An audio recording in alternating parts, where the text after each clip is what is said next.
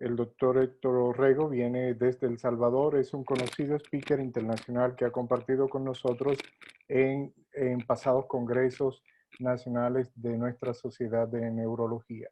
Con ustedes, el doctor Héctor Orrego. Muchísimas gracias, doctor Roa. Es para mí un placer poder estar compartiendo esta tarde acerca de un tema muy importante como lo es el deterioro cognitivo vascular. Hoy en día sabemos que el deterioro cognitivo vascular forma parte, componente de todos los tipos de demencia que antes eran conocidas como neurodegenerativas.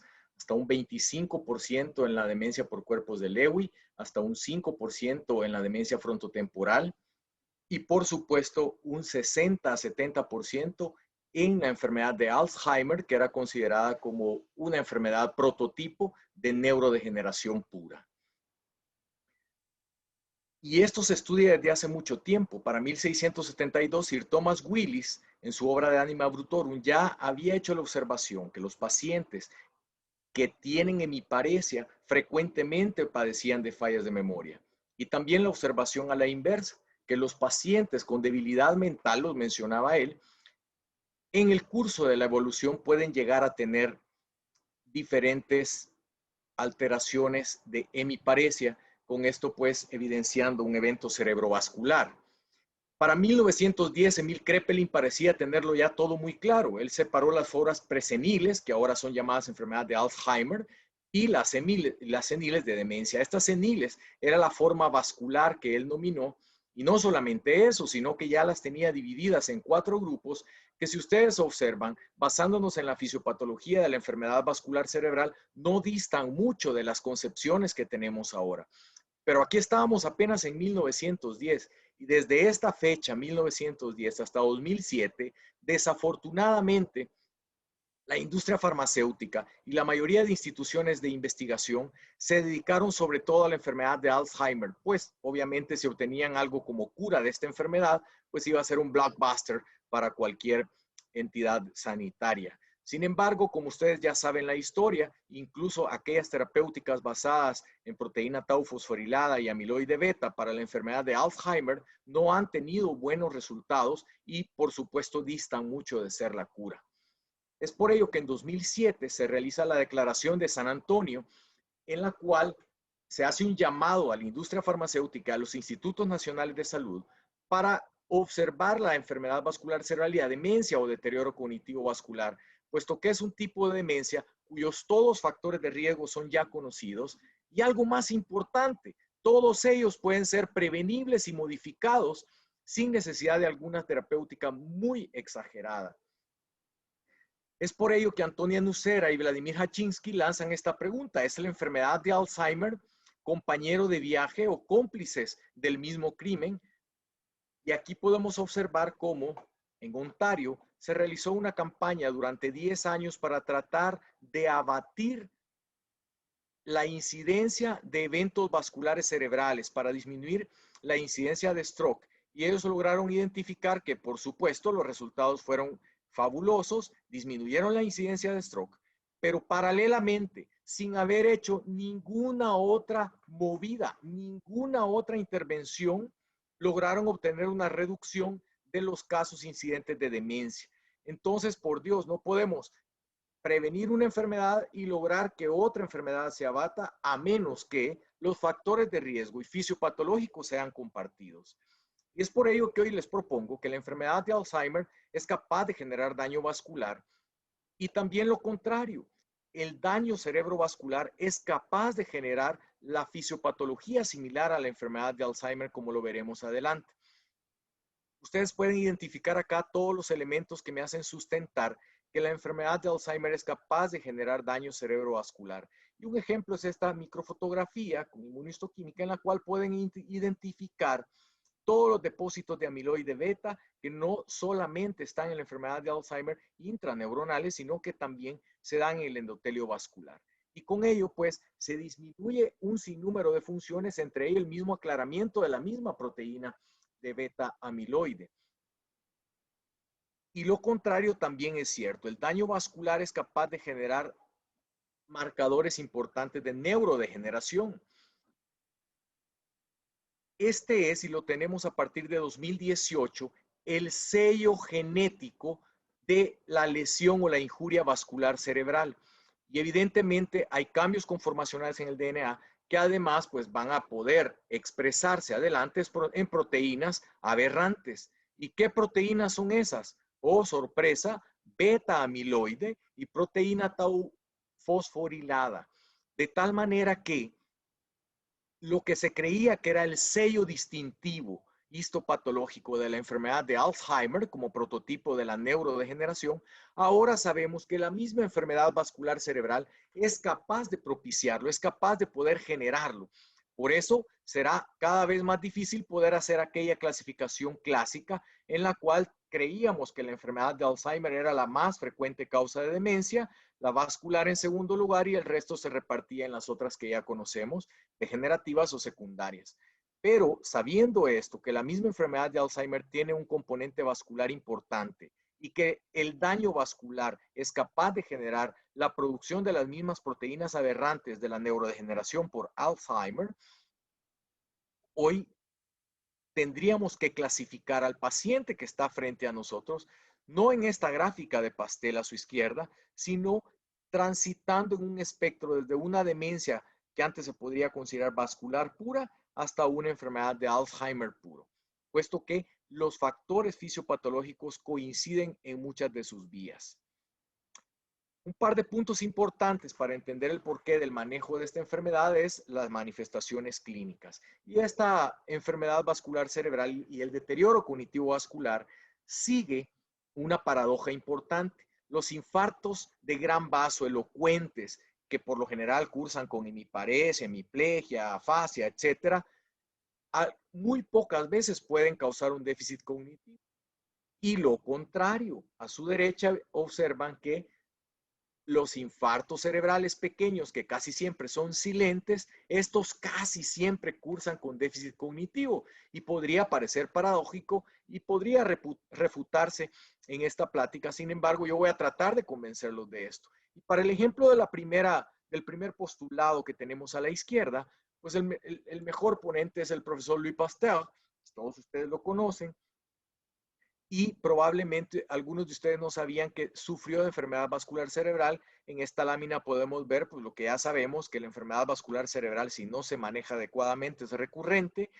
Y el profesor Louis Pasteur tuvo un tercer ictus en 1894, que fue la causa básica de su muerte un año después. Pero yo quisiera llamar su atención a este tramo de la lámina.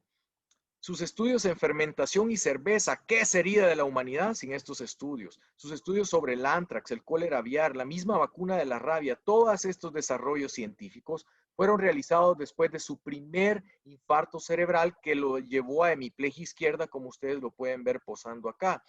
¿Quién en su sano juicio podría ahora decir que el profesor Louis Pasteur tenía una demencia vascular habiendo hecho todos estos aportes a la ciencia?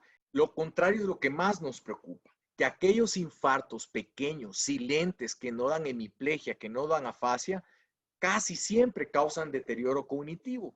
Y aquí pueden ver ustedes la prevalencia de infartos silentes o de infartos sintomáticos, que los ven en rojo, en pacientes que tienen deterioro cognitivo vascular.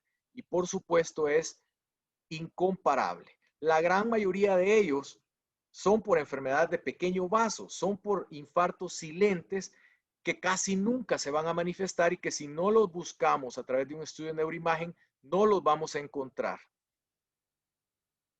La siguiente pregunta obligada es, entonces, ¿cómo una lesión tan pequeña puede generar una disfunción tan grande como para llevar a un paciente al deterioro cognitivo?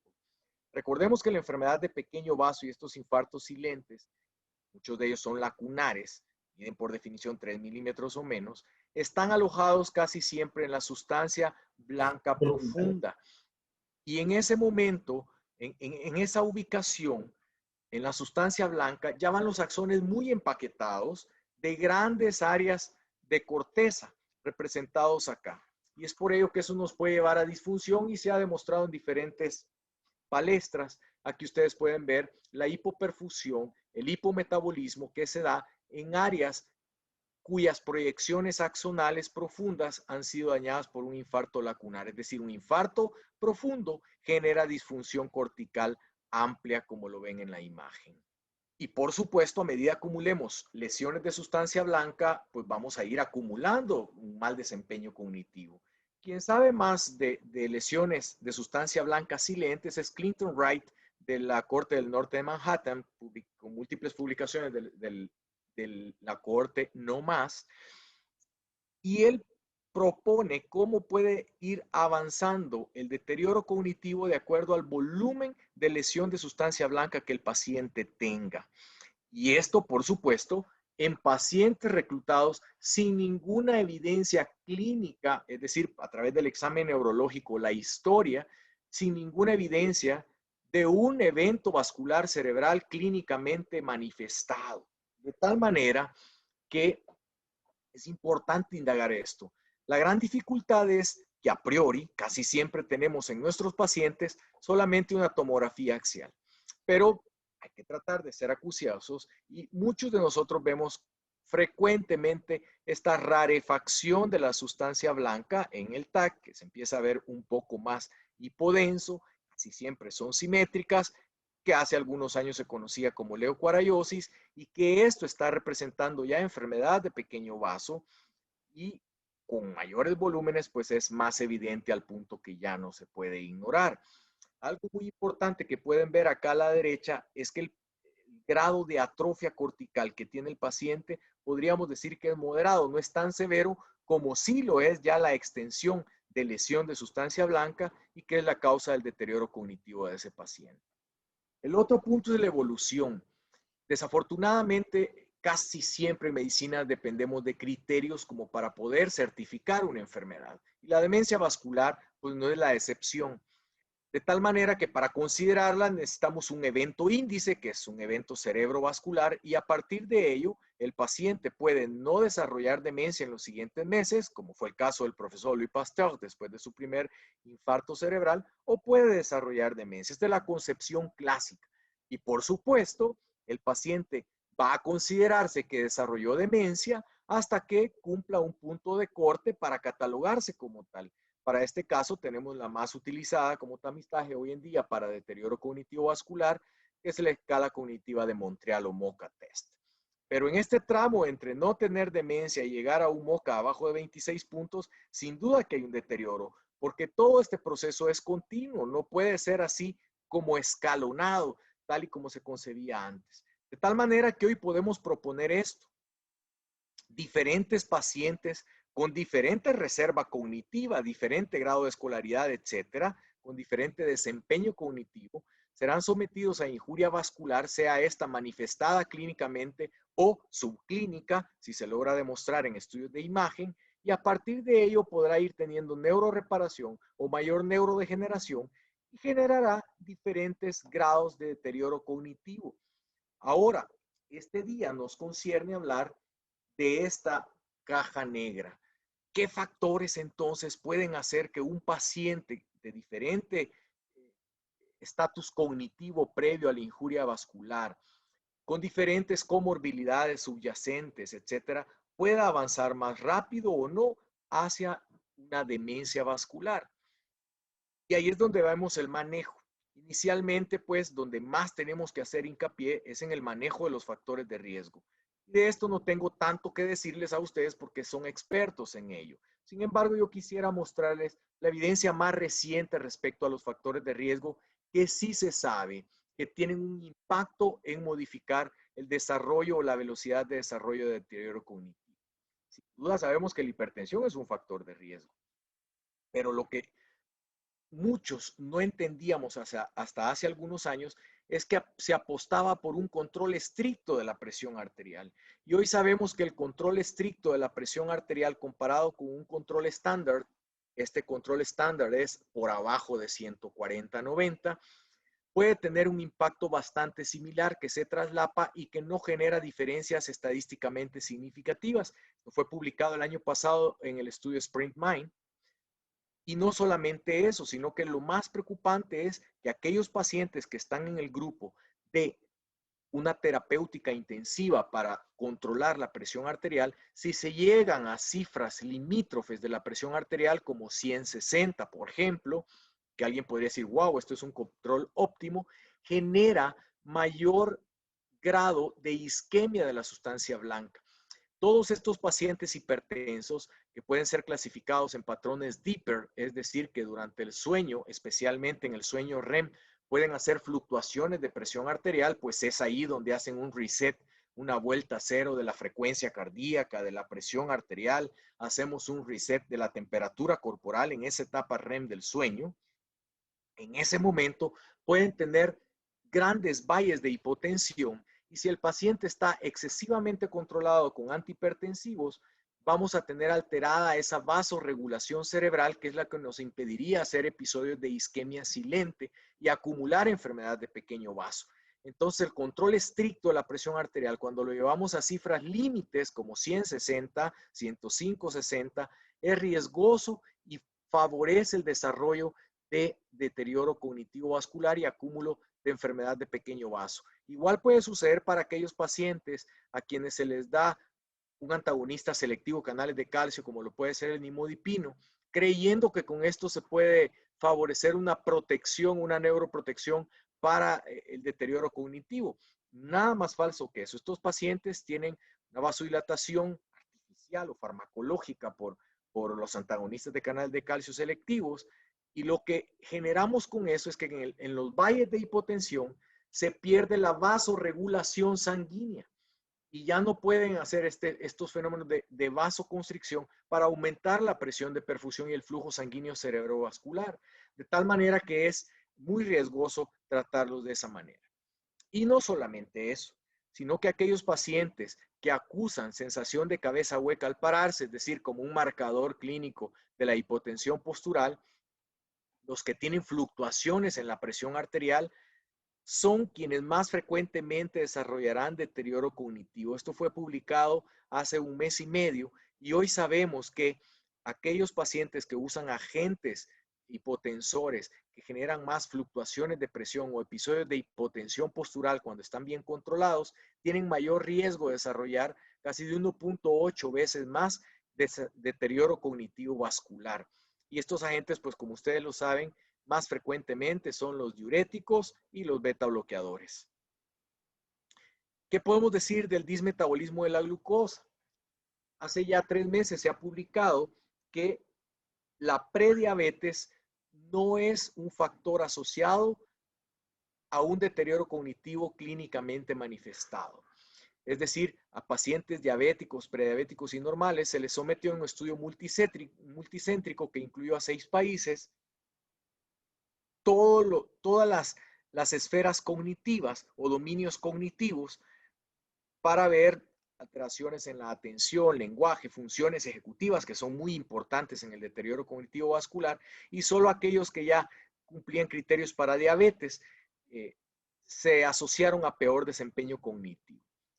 Esto podría interpretarse como algo de tolerancia, decir, bueno, entonces no hay por qué preocuparse en los prediabéticos, pero más bien yo lo quisiera enfocar hacia una ventana de oportunidad, que tenemos muchas maniobras para intervenir en un paciente prediabético que todavía puede ser salvable su función cognitiva y que no llegue a ser diabético para que tenga deterioro o demencia vascular.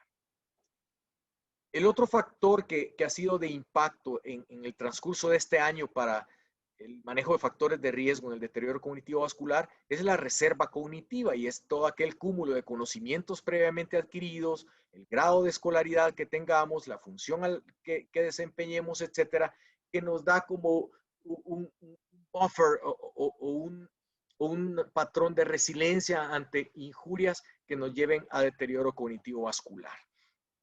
Y en ese sentido, el nivel educativo parece, por supuesto, ser un factor protector.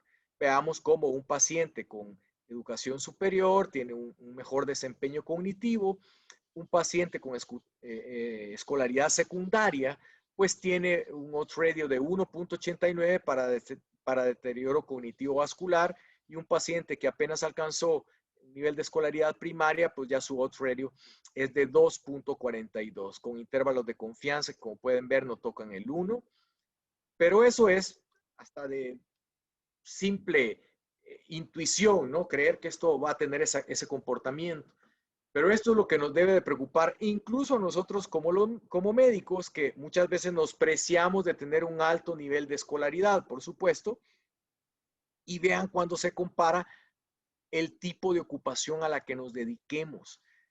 Aquellos pacientes, independientemente de su nivel educativo, el grado de escolaridad, que se dedican en su día a día a funciones altamente complejas, tienen un mejor desempeño cognitivo y un menor riesgo de deterioro cognitivo vascular que aquellos que se dedican a ocupaciones con baja complejidad. Es decir, yo puedo ser un profesional que pueda apreciarme de un alto nivel de escolaridad, pero mi riesgo de desarrollar demencia vascular es casi similar al de aquel paciente que tiene nula escolaridad, pero que en su día a día se dedica a realizar funciones de alta complejidad, como algún tipo de maquinaria compleja, etcétera. Es decir, yo puedo haber alcanzado un alto grado de escolaridad como médico, pero si mis funciones en el día a día son de baja complejidad, lo más probable es que voy a desarrollar deterioro cognitivo. En el mismo sentido de la reserva cognitiva, el ser bilingüe es un factor protector.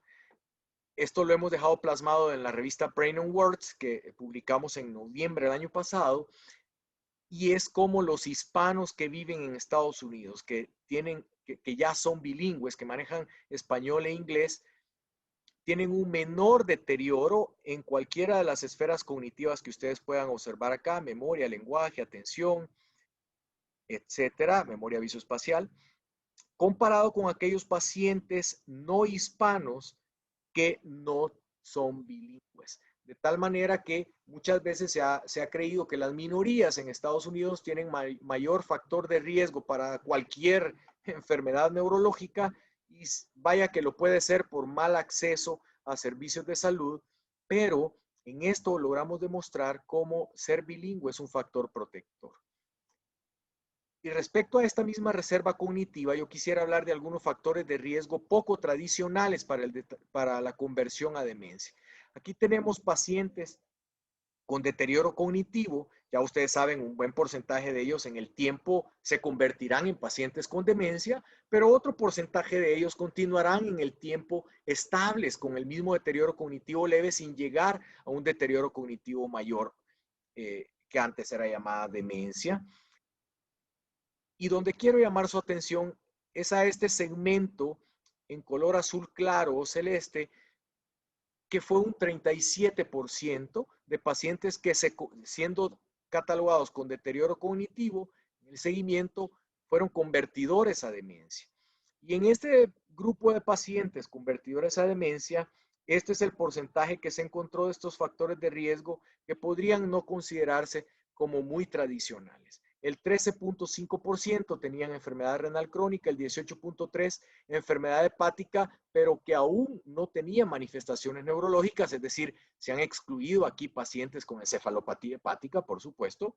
24% de pacientes tenía depresión, un 45%, casi la mitad, enfermedad cardíaca, la mitad también usaba algún tipo de agente hipnótico para conciliar el sueño, y el 67% de ellos estaban polimedicados.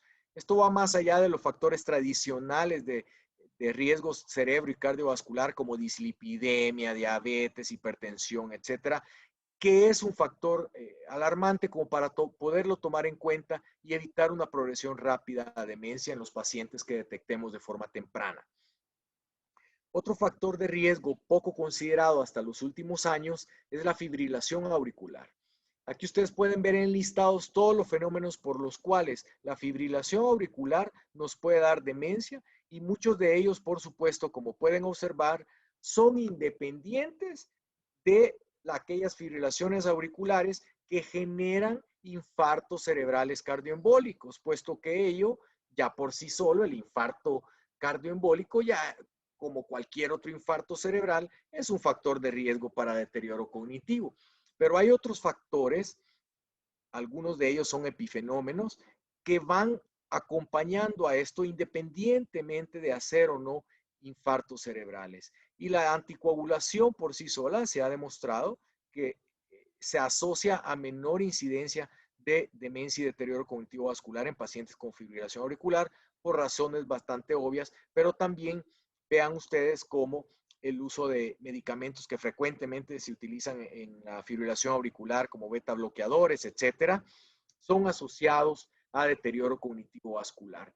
Y también la hipoperfusión, es decir, aquellos pacientes que además son portadores de marcapaso, por ejemplo, son pacientes que ante un aumento de la demanda del flujo sanguíneo cerebral no van a poder incrementar su gasto cardíaco porque van a tener un marcapaso que va a responder a una respuesta fija que pueden ser 60 o 70 latidos por minuto cuando el paciente tiene una mayor demanda de flujo sanguíneo cerebral y que debería estar taquicárdico para compensar eso, pues el paciente con marcapasos tiene una respuesta estandarizada que no va más allá de los latidos programados en el marcapaso y eso genera una hipoperfusión y aumento de la enfermedad de pequeño vaso que finalmente nos lleva a deterioro cognitivo vascular.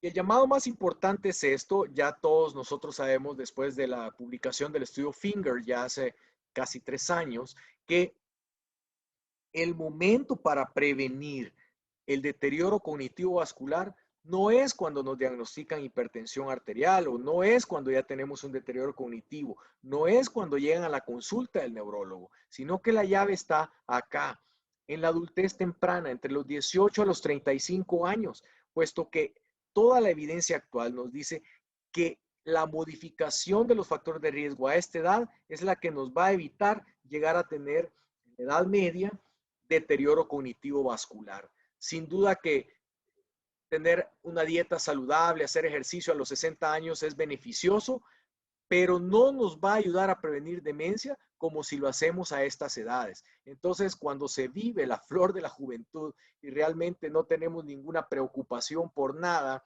nos podemos desvelar, podemos dejar de hacer ejercicio, podemos ser sedentarios, etcétera. En ese momento es cuando mayor impacto se tiene sobre el deterioro cognitivo. Y esto no lo digo yo, sino una corte de más de 1 millón de pacientes seguidos para el desarrollo de deterioro cognitivo.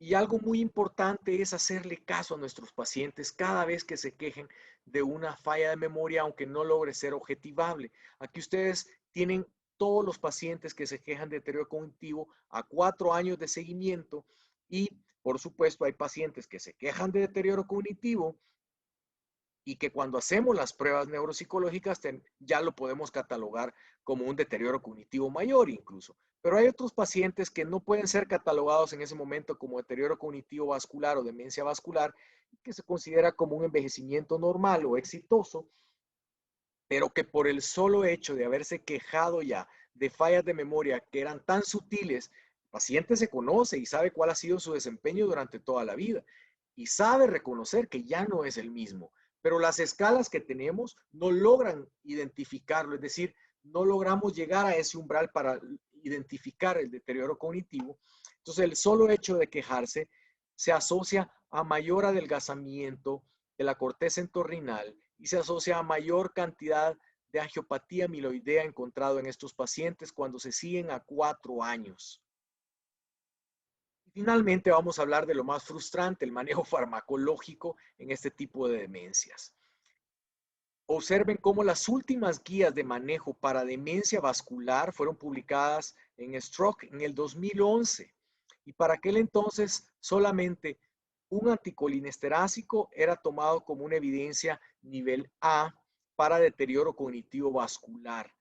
Después del 2011, por supuesto, que surgió en 2007 la Declaración de Texas y se empezó a investigar más en deterioro cognitivo vascular, hemos tenido muchas más publicaciones que nos orientan a cuál podría ser el manejo de estos. Yo les quisiera invitar para que pudieran observar las guías latinoamericanas de deterioro cognitivo vascular, de demencia vascular, de la cual soy coautor y ahí tratamos de hacer, de acuerdo al método GREAT, toda la evidencia, a recopilar la evidencia con niveles de recomendación para cada uno de los fármacos y cada uno de los estudios que se deben o deberían realizar en el abordaje del deterioro cognitivo. Entonces, en el manejo farmacológico y de factores de riesgo, ustedes pueden abocarse a estas guías que son basadas en evidencia. Vamos a hablar algunas breves palabras sobre la utilidad de la aceticolina en el deterioro cognitivo vascular. Y lo primero es saber que la aceticolina aumenta la neuroplasticidad a través de generar mayor cantidad de proyecciones dendríticas. Y ustedes saben que cada proyección dendrítica extra que tenemos implica más contactos, más sinapsis para generar interacción en diferentes lóbulos, en diferentes áreas de la corteza cerebral y por supuesto un mejor desempeño cognitivo, una mejor producción mental. Y aquí ven, después de una injuria vascular, las proyecciones dendríticas en una neurona control y en una neurona que está sometida a un medio rico en aceticolina. Justamente en 2011, cuando se publicaron las últimas guías para manejo de demencia vascular en el stroke, el profesor Gustavo Román y su grupo ya estaba publicando los primeros cambios que se logran ver a seguimiento a un año de injuria vascular al utilizar aceticolina. Y algo muy importante es que las funciones que más mejoran o más se mantienen estables con el uso de aceticolina son aquellas funciones ejecutivas y no tanto la memoria de trabajo per se. Y todos ustedes saben que las funciones ejecutivas son las primeras que fallan en el deterioro cognitivo vascular, es decir, atención, la supresión de impulso, la planeación, la secuenciación, todas esas funciones empiezan a fallar desde muchos meses y algunas veces años antes que la memoria de trabajo en los pacientes con deterioro cognitivo vascular. 2 años más tarde, en la voz europea para enfermedad vascular cerebral, se vuelve a replicar el mismo resultado y nuevamente las funciones ejecutivas son las que se benefician más del uso de aceticolina. El profesor Pietro Gaeri hace un estudio multicéntrico en Italia en el cual logra demostrar cómo los pacientes se mantienen estables en el desempeño cognitivo cuando se utiliza aceticolina, aquellos pacientes que son declarados como deterioro cognitivo vascular, y los pacientes en los que no se usa aceticolina, pues siguen la evolución natural del deterioro cognitivo, que es de 1 a 2 puntos de deterioro en el Mini-Mental Test de Folsen, que es la escala que utilizó él en aquel momento que hizo la publicación. Y posterior a esta publicación, pues vino la jugada inteligente, ¿no? Es decir, ya en las guías de Stroke en 2011 se decía que un inhibidor de la colinesterasa podía ser de utilidad en el deterioro cognitivo vascular y la evidencia posterior demostraba que la aceticolina podría también ser de utilidad, pues entonces vamos a combinarlos. Y eso es lo que sucedió en el estudio CITI-RIVAD y el estudio CITI-COLINESH, en el cual se combinó ambos fármacos para tratar de mejorar el desempeño cognitivo. El diseño fue un tanto parecido al estudio ideal en cuanto a las herramientas de medición y pues se obtuvieron resultados bastante halagadores para el desempeño cognitivo cuando se combina un inhibidor de la colinesterasa y la aceticolina.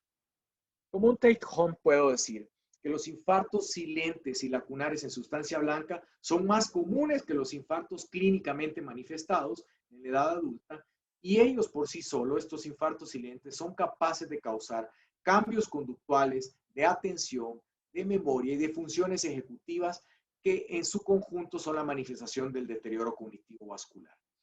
Otro punto importante es reconocer que la misma enfermedad de Alzheimer tiene un fuerte componente vascular, por lo que ya no podría clasificarse como degenerativa pura. Esto también está abordado en la Guía Latinoamericana de Demencia Vascular para que ustedes lo puedan revisar si es de su interés. El siguiente punto es que el tratamiento de los factores de riesgo vascular y la acumulación de enfermedad de pequeño vaso, si tratamos estos factores podemos prevenir demencia y entre más temprano lo hagamos, entre los 18 y los 35 años, por ejemplo, es mejor el impacto que tenemos en el desempeño cognitivo de los pacientes. Y que solo, desafortunadamente, disponemos de 2 medicamentos para su tratamiento sintomático que gocen con evidencia a este momento. Yo agregaría a esta conclusión que estamos urgidos de una publicación nueva de guías del manejo de deterioro cognitivo vascular en las guías del American Heart, que su voz para cerebrovascular es Stroke. Muchísimas gracias por la atención prestada. Vuelvo con el doctor Roa. Gracias. Muchísimas gracias, doctor Orrego, por su brillante participación. Gracias y pasamos de inmediato a la sesión de preguntas. Muchas de las preguntas han sido ya respondidas en la sección de forma escrita por los disertantes que le anticiparon. Si alguno tiene alguna otra pregunta, por favor. Muy bien, yo quiero hacer una pregunta al doctor Otero antes de finalizar, eh, aunque vamos contra el tiempo. Eh, ¿Qué impacto realmente se ha podido demostrar con el tratamiento de la forma incipiente de la enfermedad microvascular cuando hacemos un tratamiento dirigido a fenómenos de tipo aterotrombóticos? Sí, esto es bien importante porque el control de todos los factores de riesgo sí tiene un impacto positivo, especialmente cuando nosotros identificamos lo que usted ha mencionado, la enfermedad de pequeño vaso. El problema es que hasta este momento solo se ha podido desarrollar esto en aquellas cohortes de seguimiento, como por ejemplo la cohorte del norte de Manhattan, en la cual se reclutan pacientes que nunca se han quejado de deterioro cognitivo, que nunca han tenido un evento cerebrovascular clínicamente manifestado y se les da seguimiento en el tiempo. El control estricto de los factores de riesgo en este tipo de poblaciones controladas genera un alto impacto y disminuye de gran manera el desarrollo de deterioro cognitivo vascular. Desafortunadamente, los primeros que tienen contacto con estos pacientes que tienen nada más los factores de riesgo, diabetes, dislipidemia, hipertensión, obesidad, sedentarismo, etcétera, no somos los neurólogos, sino que son los médicos familiares o los médicos internistas y pocas veces van tratando de proteger el cerebro en una etapa inicial. Se ha hecho buen trabajo con publicitar de proteger el riñón en pacientes hipertensos, por ejemplo, pero no en enfermedad cerebrovascular. De tal manera que si lo logramos descubrir, el impacto es grande. El estudio Finger demostró cómo si controlamos todos estos factores de riesgo entre los 18 a los 35 años, tenemos muy buen resultado. Muy bien, agradecido por su respuesta. Si no tenemos más preguntas, damos final a nuestra última sesión de nuestro congreso y pasamos a nuestra clausura. Muchísimas gracias a todos.